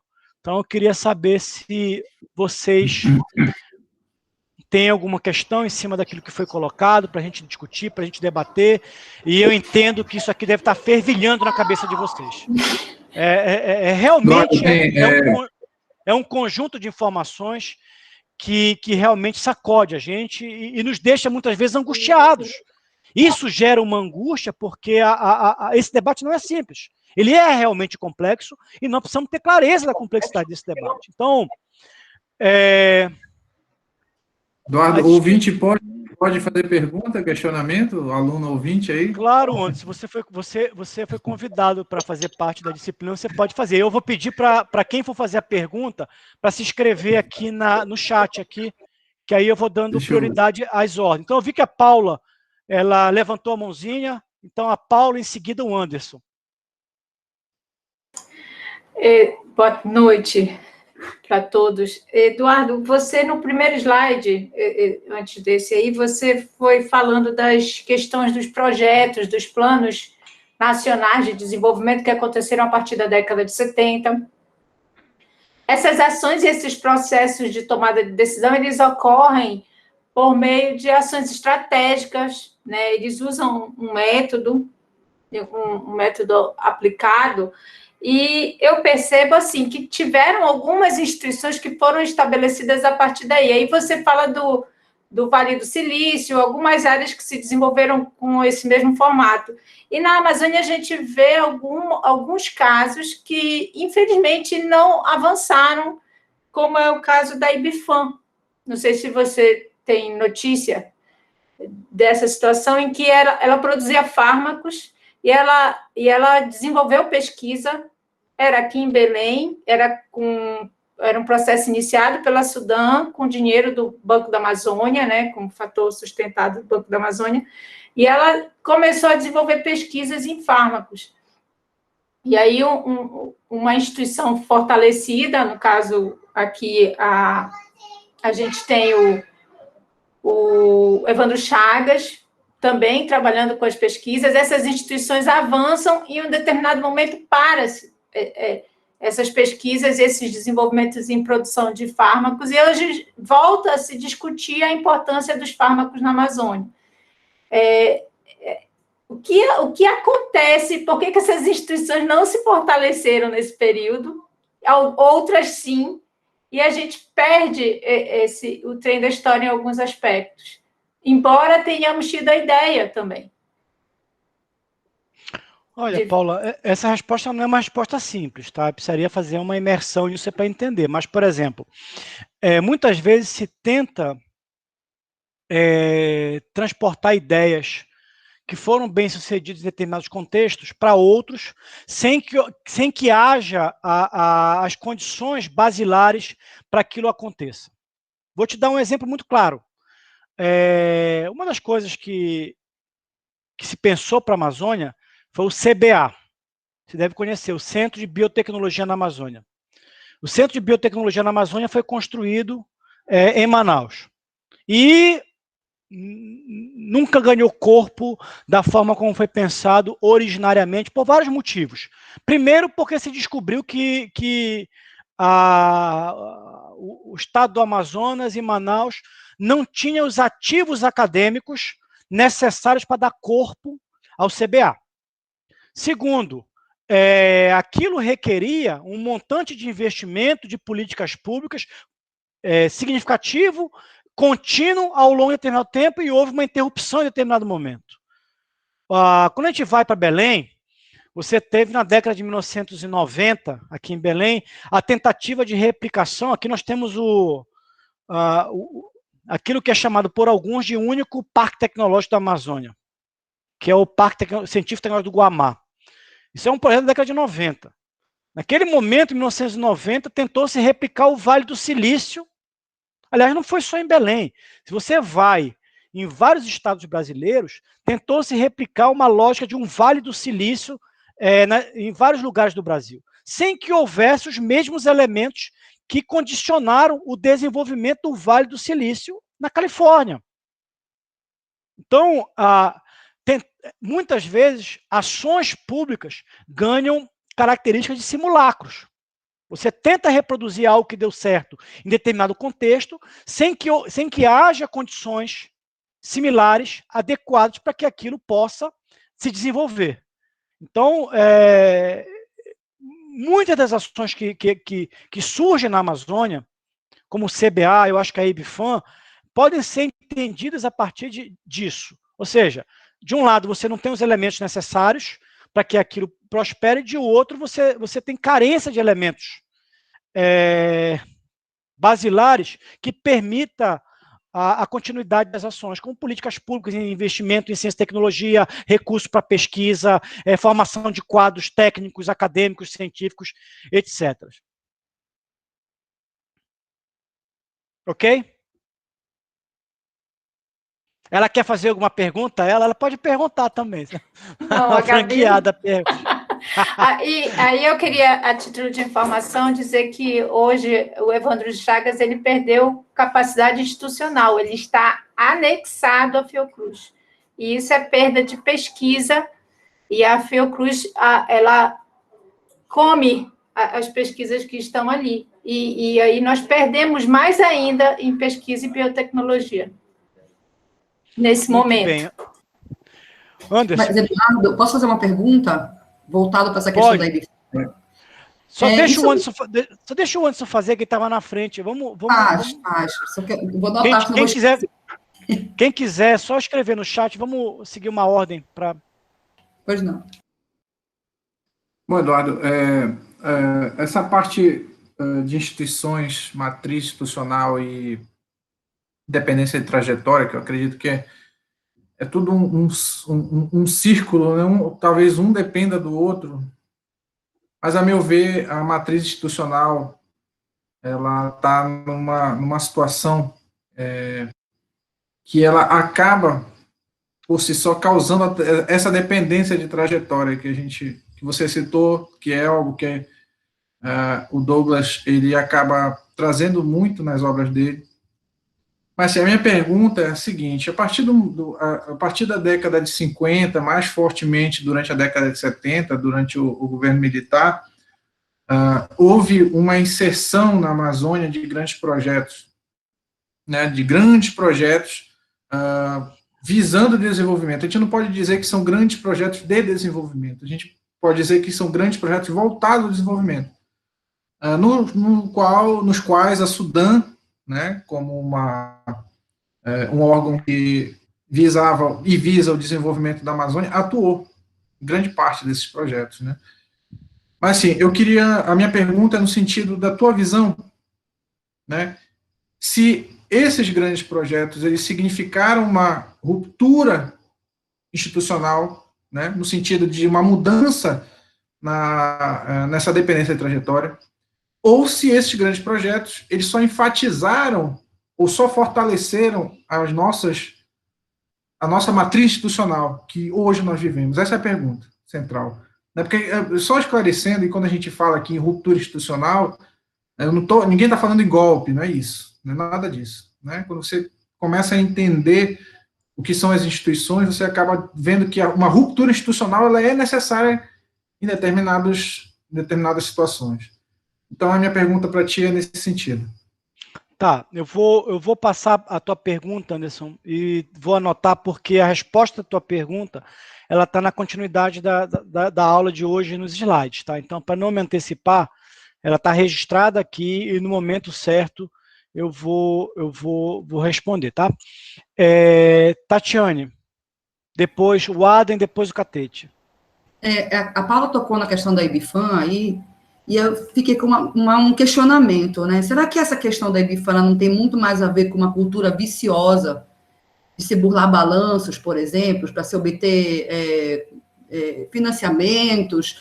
Não foi uma coisa meio contábil, meio interna, que levou a essa instituição à falência? Eu pergunto isso, gente, porque assim, eu sou advogado da massa falida, são 11 volumes de processo. E eu confesso que eu não peguei esse processo desde o início, mas ele tem muito a ver com isso. E quando ela tocou na questão da IBFAM, e a gente está falando dessas questões institucionais, né? A gente ainda vive essa cultura de burlar a lei, de burlar as instituições formais, por causa da carga pesada tributária que se tem, as pessoas tendem a fazer isso e depois não tem um suporte. É uma cultura que a gente vive no Brasil, infelizmente é. E a gente, como está falando dessa questão de trajetória, essa questão de desenvolvimento, ela, a IBFAM, enquanto instituição, que poderia trazer resposta nessa área farmacológica e tudo, me veio na cabeça, se isso não tem não sei se você conseguiu me responder, está me entendendo a pergunta? Você conseguiu compreender qual que é a Paula entendeu. Tatiane, eu entendi a sua pergunta, mas eu entendi a sua resposta também. Eu acho que você contribuiu também. E vamos lá, gente. Também não sou especialista em tudo, né? Então, eu não esperem que eu vá dar uma resposta em relação à IBFAM qualificada. Provavelmente eu vou ser... Você, como alguém que está trabalhando com o assunto, você deve ter muito mais conhecimento e informações do que eu a respeito. Agora, ouvindo essa aula, assistindo tudo que foi falado, por sinal, eu quero parabenizar, porque para mim está interessantíssimo, eu consigo ver nessa aula todo o meu TCC escrito, já até coloquei aqui, capítulo 1 da minha dissertação, essa aula. É que a gente consegue conectar, gente. Eu não tinha esse conhecimento antes, eu não enxergava, né, as instituições dessa forma. Lá no início, quando a gente teve uma outra disciplina, eu fui bem clara quando eu disse, a gente, na área do direito, a gente entende instituição de outro jeito. Então, agora, ouvindo instituição por esse prisma, de acordo com todas essas teorias, a gente o pensamento vai muito além do que isso. E já que se tocou nessa questão da IBFAM, eu consigo vislumbrar, sim, muito a ver o que aconteceu com a IBFAM com o que a gente está aprendendo hoje. Eu falo da IBFAM, mas eu também intervenho em várias empresas. economicamente, em função da ação de uma agência reguladora. E a gente percebe na região uma carência de pessoal capacitado, e isso influencia nas instituições. As instituições universitárias, às vezes, não estão formando para aquela área específica. E está tudo interligado, não se desenvolve sem esse grupo profissional com o staff. A gente, sem um staff que acompanhe as empresas, elas não vão desenvolver.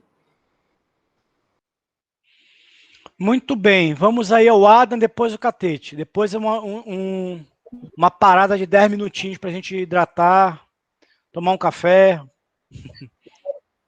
Isso, tá bem, professor. A minha pergunta ela é bem simples e generalista, mas sem cair no erro de repente, ter uma resposta muito reducionista, por parecer muito simples, ou ser casuístico, sim ou não.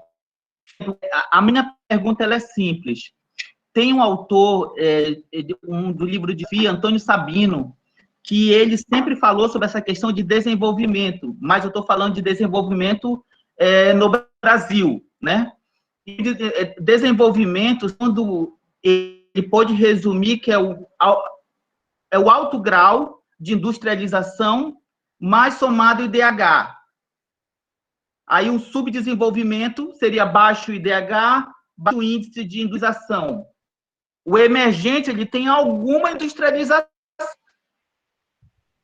mas ainda tem um baixo índice de IDH e de pobreza também gritante. Ele classificou o Brasil como um Brasil em desenvolvimento.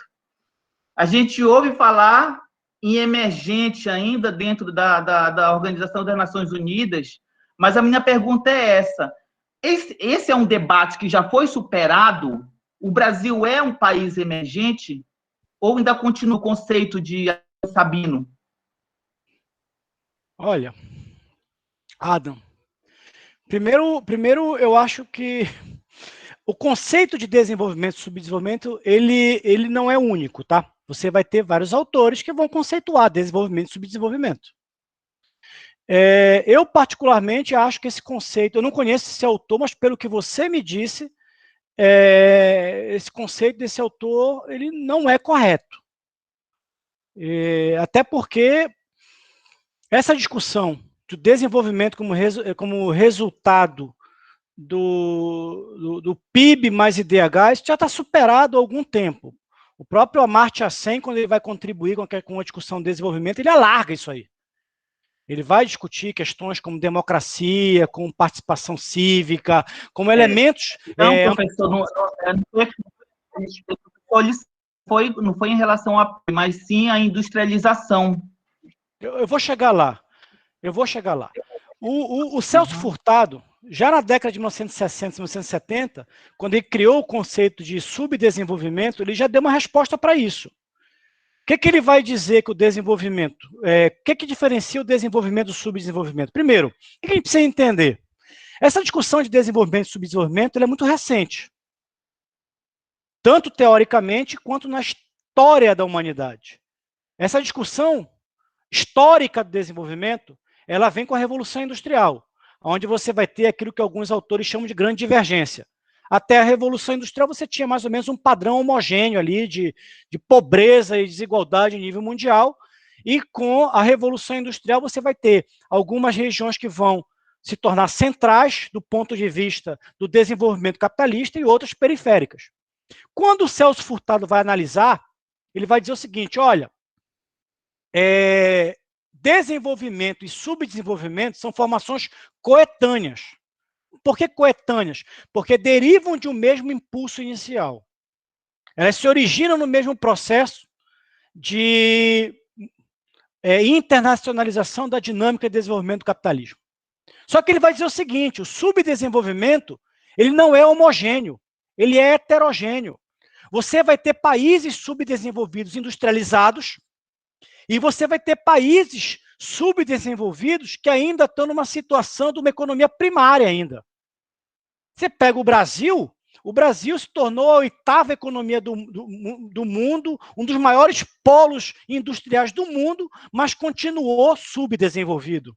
Por quê? Aí ele usa uma figura, o Celso Furtado, que eu gosto muito. Ele vai dizer o seguinte, olha, o subdesenvolvimento é como o deus Janus.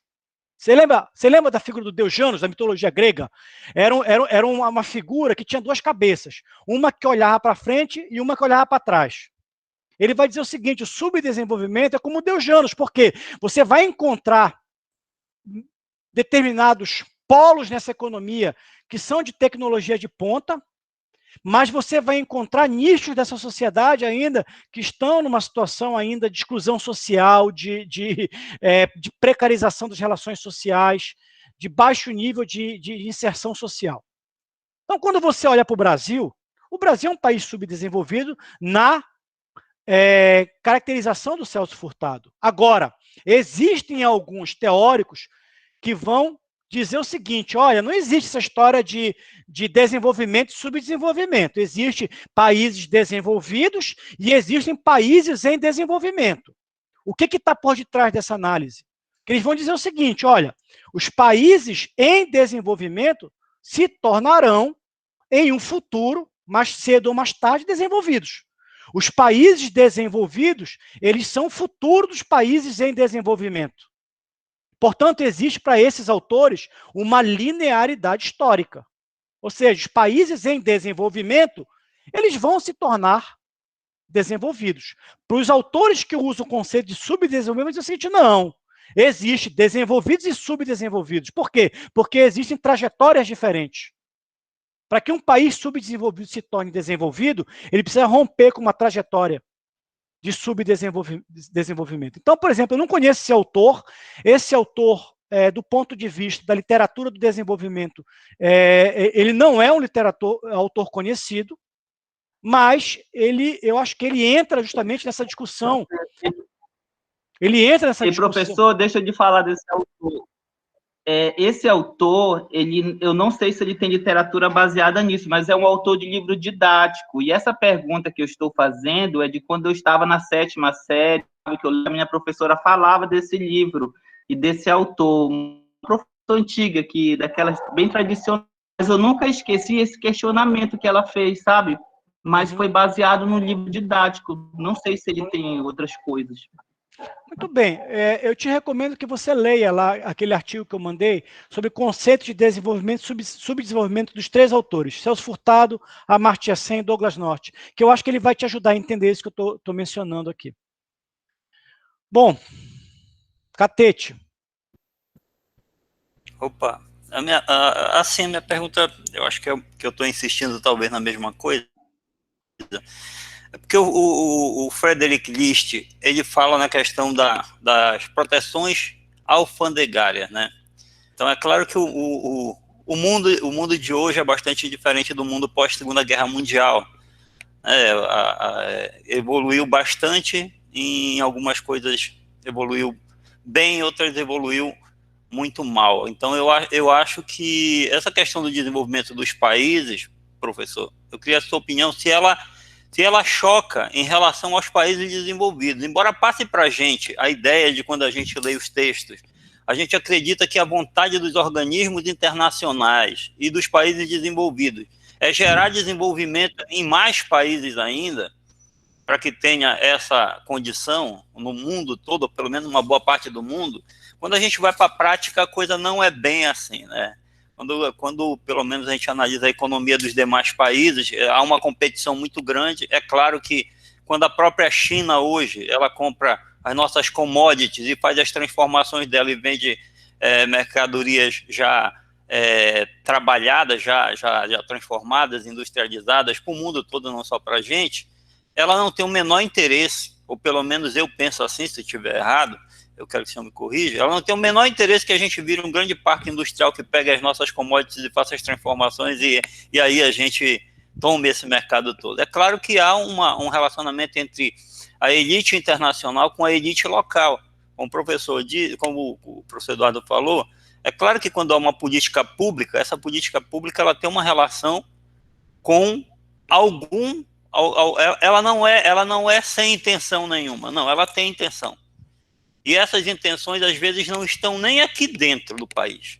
Essas intenções, elas estão fora do país. Então, é preciso que a gente tenha essa ruptura, que o próprio Ulisses fala isso, e o Celso Furtado também fala no texto que é necessário que, em algum momento, você, para quebrar a trajetória, como o próprio Anderson falou, a trajetória de desenvolvimento ou de subdesenvolvimento, para você mudar essa sua trajetória, é preciso que você crie uma ruptura, não necessariamente uma revolução, mas que você crie institucionalmente uma nova condição para que o país venha evoluir. A cultura é importante, a história importa, mas também importa as políticas públicas que possam ser feitas no país. Eu queria, assim, entender se verdadeiramente os organismos internacionais, eles têm a intenção verdadeira disso, porque a gente vê que alguns não têm, eles também, assim como o Estado, não são organismos internacionais livres de qualquer intenção a não ser a boa construção. Eu não acredito nisso. Eles também prestam, tomam partido por algumas situações, e muitas vezes nós somos, assim, os países subdesenvolvidos, eles querem atingir um patamar de algo que eles não estão e que trazem para eles essa ilusão. Se o senhor concorda ou não, ou se eu estou muito equivocado, para eu poder me consertar. Não, Catete, eu não vou me alongar muito na resposta, até porque eu acho que não é também uma resposta muito simples. Primeiro, nós vivemos um mundo no qual há múltiplos interesses. Quando você vai pegar um caso concreto, quando você vai ver a participação do governo francês na discussão da questão ambiental na Amazônia, por trás de toda essa discussão travestida de um altruísmo global, existem interesses econômicos franceses em proteger o mercado interno europeu para os produtos agrícolas franceses. A China tem um projeto de nação. Lembra que eu falei de projeto de nação? A China tem um projeto de nação que passa por uma recolocação da China no contexto mundial. Interessa para a China, portanto, estabelecer relações comerciais com várias partes do mundo, no sentido de conseguir viabilizar o fornecimento de commodities agrícolas e minerais estratégicas para o processo de desenvolvimento chinês, desde que os elos prospectivos desse desenvolvimento aconteçam na China. Isso é fato, isso é claro. Quando a gente olha para a Amazônia, o principal parceiro comercial da Amazônia hoje é a China. O principal importador de minério de ferro do Brasil e da Amazônia é a China. Não interessa para a China verticalizar a produção do minério de ferro no Brasil, interessa para a China importar minério de ferro barato, com o objetivo de verticalizar minério de ferro na China, gerando valor, verticalizando a produção na China e gerando desenvolvimento na China. E isso acontece com todos os países.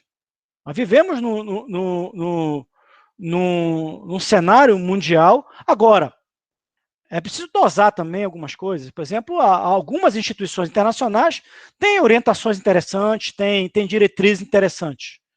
Você pegar, por exemplo, alguns documentos institucionais do Banco Mundial, por exemplo, alguns documentos institucionais da CEPAL, que é a Comissão Econômica para a América Latina, que é um órgão da ONU, tem orientações interessantes que merecem ser filtradas, mas que induzem boas práticas de políticas públicas para os países subdesenvolvidos. Mas interessa para um país como o Brasil pensar o seu projeto de nação. Sendo que esse projeto de nação, e aí volto a dizer, eu acho que você fez uma leitura do Celso Furtado, e o Celso Furtado, ele coloca questões interessantes, você colocou elementos que eu pude perceber na sua colocação, o Celso Furtado vai dizer o seguinte, olha, quando a gente vai discutir desenvolvimento, o importante, e aí ele vai ser influenciado pelas ideias do François Perrault, o importante é entender o conceito de macrodecisão. As regiões e os países desenvolvidos, as macrodecisões são determinadas endogenamente, pelos atores locais e pelos interesses locais. As regiões subdesenvolvidas, os países subdesenvolvidos, as macrodecisões estão fora. E o que acontece no país ou na região subdesenvolvida é apenas um reflexo das macrodecisões que são tomadas fora. Essas macrodecisões são tomadas fora e são viabilizadas internamente pela participação das elites políticas e econômicas locais, nacionais, estaduais, etc., que ganham com isso. Essas elites ganham, mantendo as instituições ou a matriz institucional que perpetua o subdesenvolvimento. E nós precisamos entender exatamente esses múltiplos interesses. O List, quando ele lança o livro dele, ele está fazendo um repto ao Adam Smith. O List escreveu esse livro na década de 1840, quando o Adam Smith, quer dizer, quando os ingleses estavam dizendo, olha, Alemanha, abra o seu mercado interno para os produtos ingleses, porque isso vai gerar desenvolvimento. E o List vai dizer o seguinte, olha, espera aí, a Inglaterra usou protecionismo, usou instrumentos de incentivos fiscais, aduaneiros, tributários, desenvolveu as suas indústrias e dizem para a gente não utilizar esse tipo de política? Não. Por isso que o List é o pioneiro da discussão da proteção do mercado doméstico para as indústrias infantes. E a Via Prussiana, na Alemanha, usou fundamentalmente essas teses do List, criando um mecanismo, portanto, de indução ao desenvolvimento nacional a partir da proteção às suas indústrias nascentes e emergentes. Ok, Catete? Helder Melo, vamos lá. Obrigado, professor. De nada. Bora, Helder, rapidinho, vai. Sem perguntas, Eduardo. Tranquilo. Tá, eu vou só ler aqui a frase da Carmen. Vai dizer o seguinte, a Carmen colocou aqui, se as políticas públicas, o Estado, os planos e os direcionamentos das políticas são tão importantes para a Amazônia, começar a transformar seu subdesenvolvimento, a resposta central não seria a vontade política. Sem ela, as instituições públicas e privadas não têm como conseguir o tão sonhado desenvolvimento. Vamos fazer o seguinte, pensem um pouco sobre isso, vamos dar 10 minutos e eu retomo daqui a 10 minutos respondendo essa pergunta e dando sequência na aula.